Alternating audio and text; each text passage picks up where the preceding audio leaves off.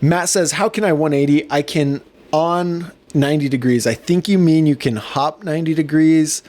I want to say, let's see. Again, 3 tips for you, Matt. Tip number 1. So some tips for 180. If you're only 180ing, if you're trying to 180 and you're only getting 90 degrees, here are a couple things to make sure that you're doing.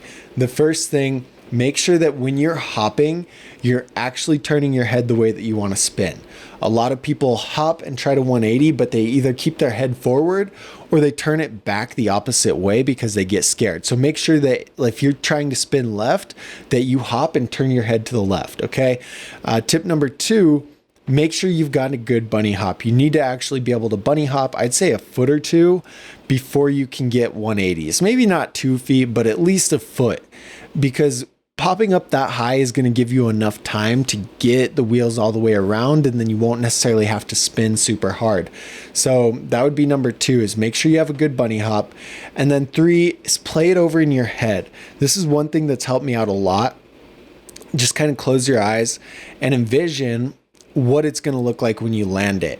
And by doing that, it's not like some weird woo-woo visualization manifestation thing. It's like when you're visualizing it, you're breaking down the process. And so like if you're visualizing the 180, for me, I close my eyes and I see myself approaching a reference point. It's like where I want to pop and do that 180. And right before the reference point, I see myself turning my tires a little bit to start to curve before I pop, and that initiates the spin. And then I see myself compressing my body and getting ready to pop. And then I see my tire hitting the reference point.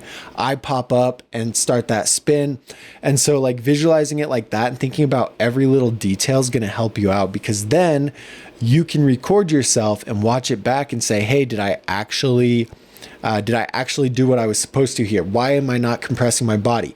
Why didn't I carve? And you can see those things, but without seeing you trying the trick, it's really hard for me to give you feedback. So those would be the 3 things that I would say is just double check that you're doing that.